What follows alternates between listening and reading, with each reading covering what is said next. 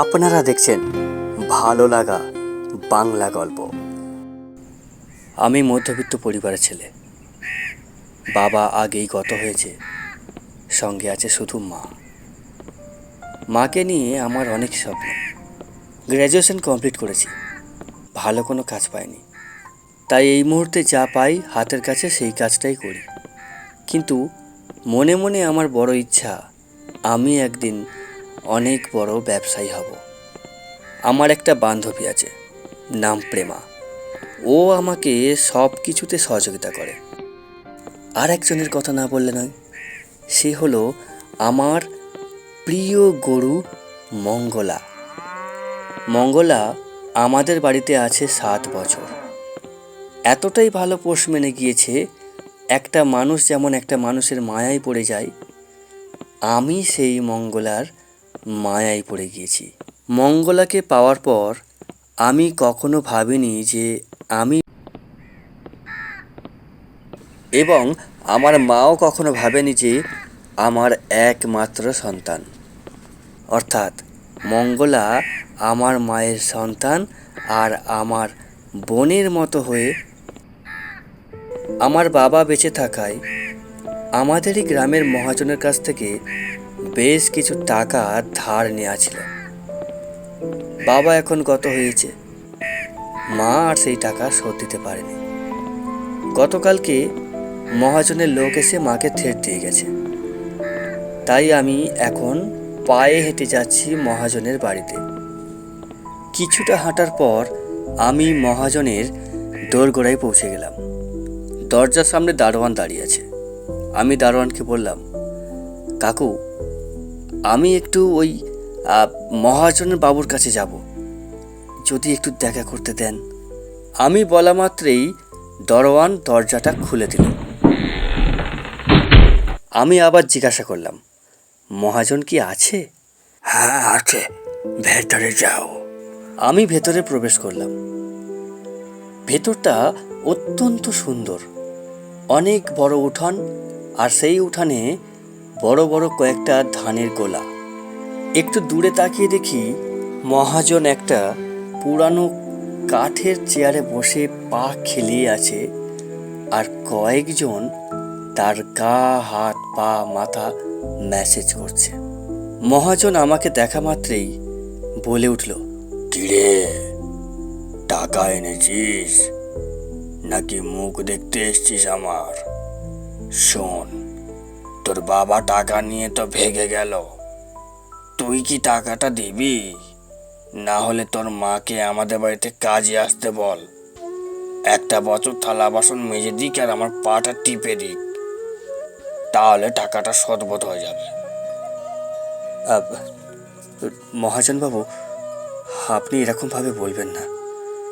আমি শিক্ষিত ছেলে, মাকে যদি এখানে পা টিপতে পাঠাই, একটা কেমন লাগে না? আপনি না আমাকে আর সপ্তাহ 2 সময় দিন, আমি দেখছি কি করা যায়। সপ্তাহ 2 কি রে, 2 দিনও সময় দেওয়া তোদের উচিত নয়। হ্যাঁ, আমাকে একটু দয়া করুন, আমি আপনার পায়ে পড়ছি। আমার মাকে আমি এখানে কাজে আসতে দিতে পারি না। থাক থাক থাক থাক থাক থাক বাবা, থাক থাক থাক, বড় হ বড় হ বড় হ, এসব পায়েটায় ধরিস না, পাপ বেড়ে যাবে। আবার ঠিক আছে, আমি তোকে আরো 2-3 সপ্তাহ সময় দিলাম, যা যা বেটা যা। মহাজনের মুডটা বোধ হয় আজকে ভালো ছিল, তাই এই যাত্রা বেঁচে গিয়েছি। তবে ওই কারো হাতে পায়ে ধরতে না একদম ভালো লাগে না। কিন্তু কি আর করা যাবে, আমরা যে মধ্যবিত্ত, তার থেকেও সহজ ভাষায় যদি বলি, ছোট লোক।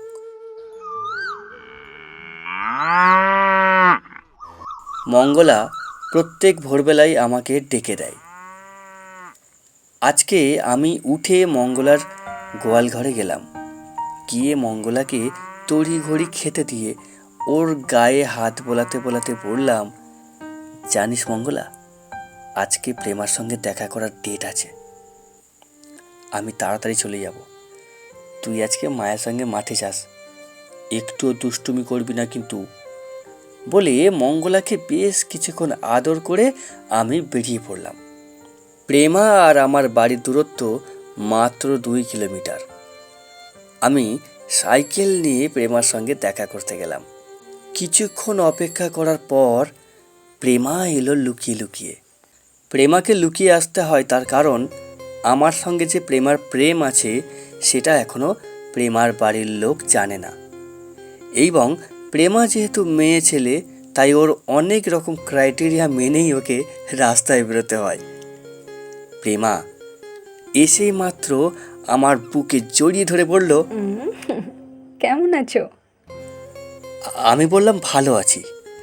এরপর প্রেমা তার টাকার ব্যাগ থেকে 500 টাকার নোট বের করে আমার হাতে দিল। এই নাও, এই টাকাটা রাখো, এতে 500 টাকা আছে। আর কিন্তু এসব নেব না, এরকম করবে না, আমি দিচ্ছি, এটা রাখো, তুমি যখন ব্যবসা করবে আমাকে শোধ করে দিও। প্রেমা আমাকে কিছু বলতেই দিল না। এই জন্য বলে নারী মানে মায়ের ভূমিকা। দুজনে অনেক খুনসুটি করলাম, অনেক কথা বললাম, অনেক মান অভিমানের গল্পও চলল। তারপর সন্ধ্যা হয়ে গেল, এবার বাড়ি ফেরার সময় হলো। প্রেমা আমাকে শেষ একটা কথা বলল, বাড়ি যেতে হবে তো, এবার চলো। ও হ্যাঁ, একটা খবর দিই তোমাকে, বাবা কিন্তু আমার বিয়ের জন্য ছেলে দেখছে। আমার মনে হয় বিয়েটা খুব তাড়াতাড়ি দিয়ে দেবে। ওর কথাটা শুনে আমার বুকটা যেন কেমন কেঁপে উঠল। সত্যিই তো, আর কতদিন ও আমার জন্য অপেক্ষা করবে? আর কত রকমভাবে ও লুকিয়ে চুরিয়ে বেড়াবে? আমাকে তো কিছু একটা করতেই হবে। এই 7-5 ভাবতে ভাবতে ওকে এগিয়ে দিয়ে এলাম আমার সাইকেলের সামনে বসিয়ে।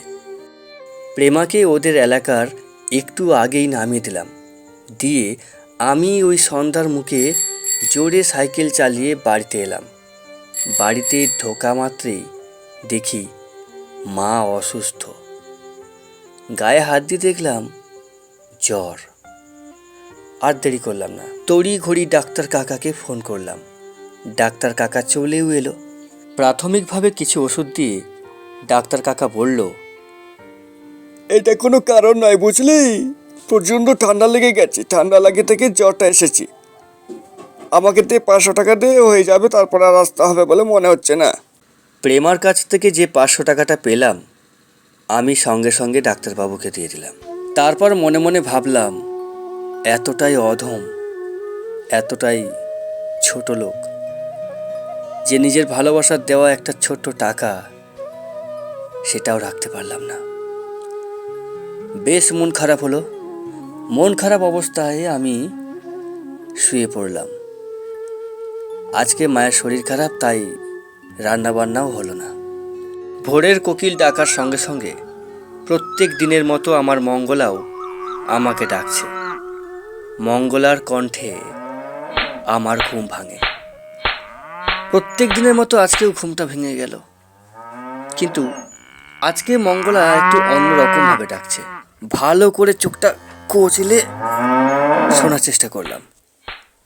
দেখি মঙ্গলা যে ডাকটা দিচ্ছে তাতে করে স্পষ্ট বোঝা যাচ্ছে ওকে কেউ বেত্রাঘাত করছে, অর্থাৎ চাবুক মারছে। ধীরপির করে উঠে পড়লাম। দরজাটা খুলে দেখি উঠান ভর্তি লোক। কয়েকজন মিলে আমার মঙ্গলাকে মারাত্মকভাবে বেত্রাঘাত করছে। আমি থাকতে না পেরে ছুটে গিয়ে সজোরে একটা লাথি মারি। তারপর একটু হাতাহাতি হলো এবং ওরা অবশেষে আমার কাছে হার স্বীকার করে চলেও গেল। সত্যি কথা বলতে মঙ্গলার অপরাধ, সে দড়ি ছিঁড়িয়ে মহাজনের ধান জমিতে ধান গাছ খেয়েছে। আমি মানছি অপরাধ, কিন্তু প্রাণী তো, একটা পশুকে কেউ এরকমভাবে মারে? আমি মঙ্গলাকে এতটাই স্নেহ করি যে ওর এই আঘাত আমি সহ্য না করতে পেরে ওই বেত্রাঘাত করা মানুষটিকে মেরেছি। আর আমি জানি খুব বেশি দেরি হবে না, মহারাজ তার দলবল নিয়ে হয়তো চলেও আসবে। এমনিতেই মায়ের শরীর খারাপ, ঠিকঠাকভাবে কদিন রান্নাবান্নাও হচ্ছে না, আর মায়ের কিছু হলে আমার একদম ভালো লাগে না। ও, বলতে বলতে স্বয়ং মহাজন নিজেই চলে এসছে তার দলবল নিয়ে। জানি কপালে অনেক দুঃখ আছে, এমন কিছু ঘটনা ঘটাবে যেটা আমাদের জন্য খুব খারাপ। দেখো বাবু, আমার একটাই কথা, আমি তোমার সঙ্গে ঝগড়া করতে আসিনি।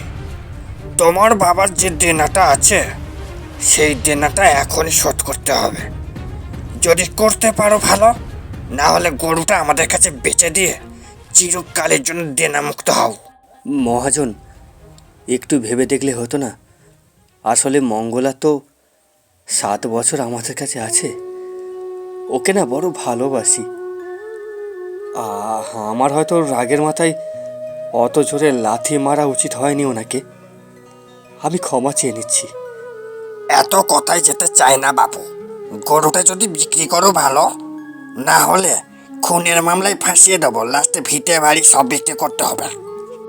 মহাজনকে কোনোভাবেই রাজি করা যাচ্ছে না। এত কিছুর মধ্যে মা কখন বিছানা ছেড়ে উঠানে এসে পুরো ঘটনাটি উপভোগ করলো। আমি ডিসিশন কি নেব বুঝতে না পেরে মায়ের দিকে তাকাই। মা খুব অসহায় মুখ নিয়ে আমাকে ইশারায় বুঝিয়ে দেয়, গরুটাকে ছেড়ে দে।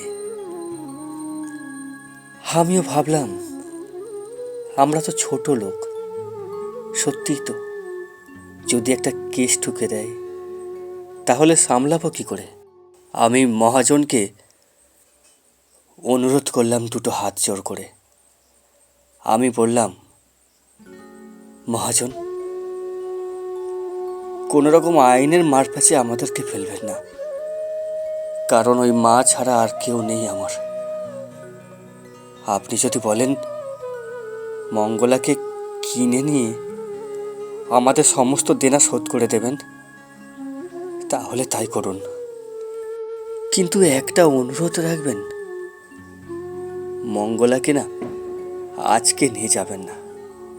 ও আজকে রাতটুকু আমাদের গোয়াল ঘরে থাকুক, আপনি কালকে ওকে নিয়ে যাবেন। আজকের দিনটা মঙ্গলাকে আমাদের গোয়াল ঘরে রাখার জন্য মহাজন রাজি হয়ে গেল। রাজি হয়ে যাওয়ার পর মহাজন তার দলবল নিয়ে চলে গেল। এদিকে মা বিছানায় শুয়ে অলরেডি ফ্যাস ফ্যাস করে কাঁদতে শুরু করলো।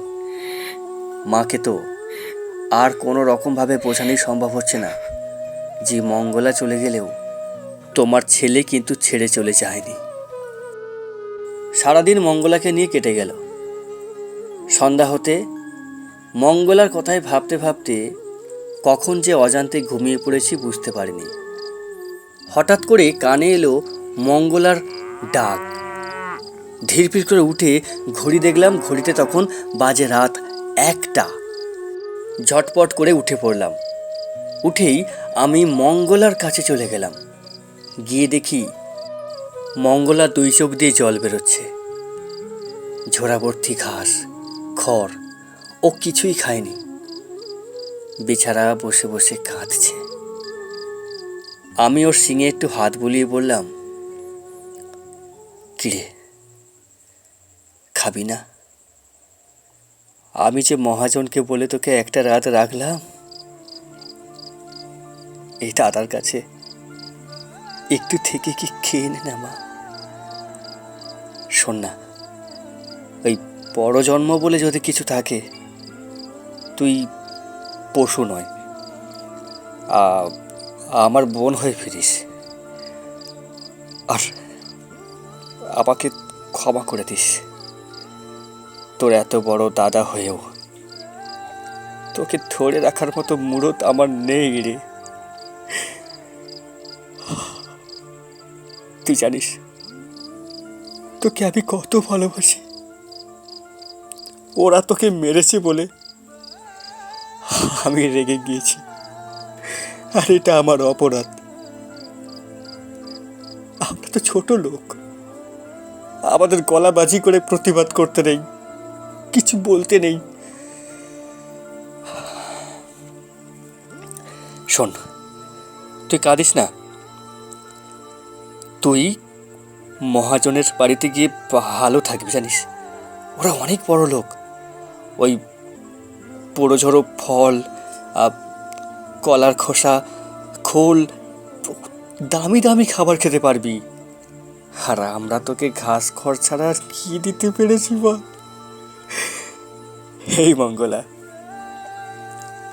তুই তুই ক্ষমা করতে পারবি তো আমাকে? আমি যে তোকে রাখতে পারলাম না। আরে আমাদের মতো গরিবরা টাকার কাছে হেরে যায়, টাকার কাছে তাদের ভালোবাসা বিক্রি হয়ে যায়, স্বপ্ন ভেঙে যায়।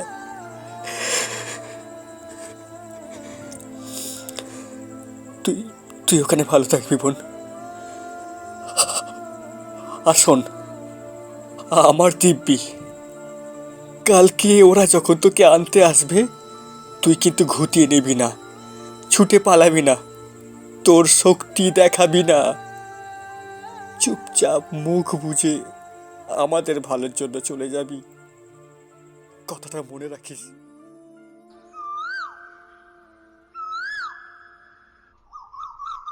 সকাল হতেই মহাজনের লোক আনতে এসেছে মঙ্গলাকে, বেশ 6-7 জন। ওরা ভেবেছে মঙ্গলাকে নিয়ে যাওয়া খুবই কষ্টকর, কিন্তু আমার মঙ্গলা কথা রেখেছে।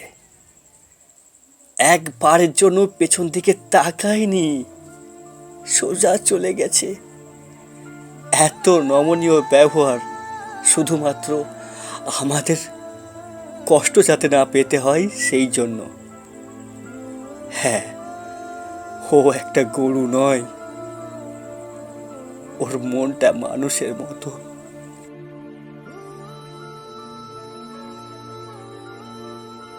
এইভাবে কেটে গেল বেশ কয়েকটা সপ্তাহ।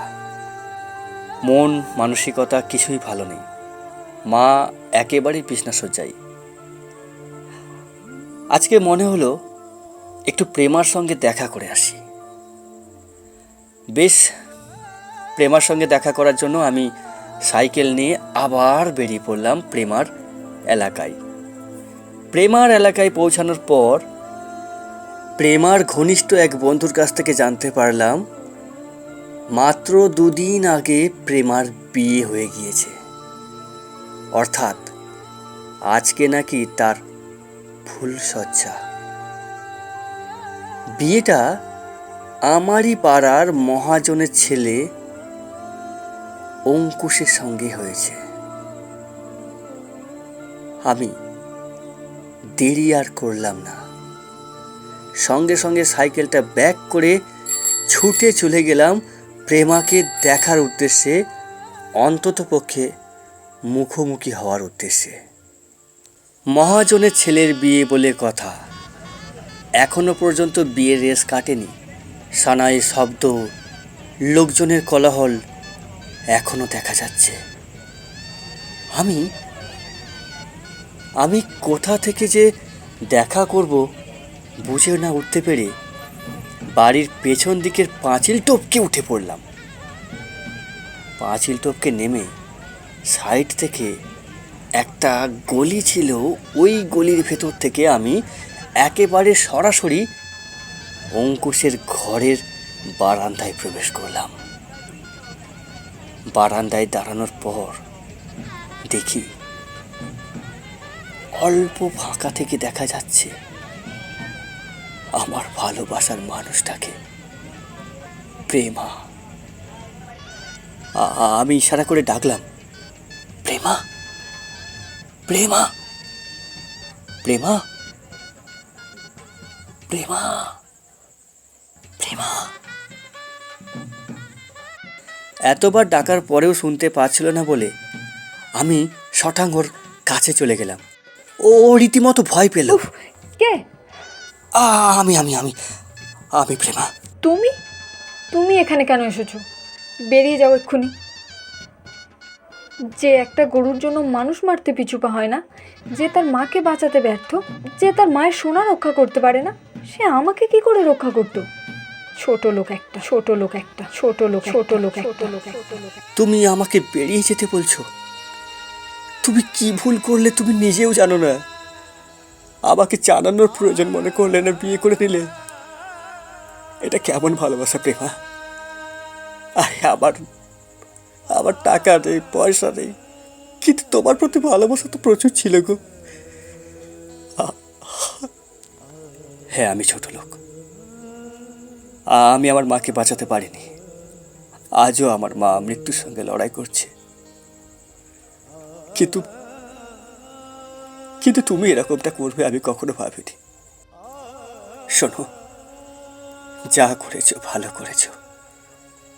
নতুন বর, নতুন ঘর, নতুন পরিবেশে অনেক সুখী হও। আর একটা কথা শুনে রাখো, এই আঙুল উঁচিয়ে আমি তোমাকে বলছি, আমি যদি বেঁচে থাকি, এই মহাজনের সম্পত্তিটা একদিন কিনে নেব। এই ছোট লোক মানুষটাই কিনে নেবে, যে মানুষটাকে আজকে ছোট লোক বলে অপমান করছো। এই মানুষটাই এই সম্পত্তি একদিন কিনবে। চ্যালেঞ্জ।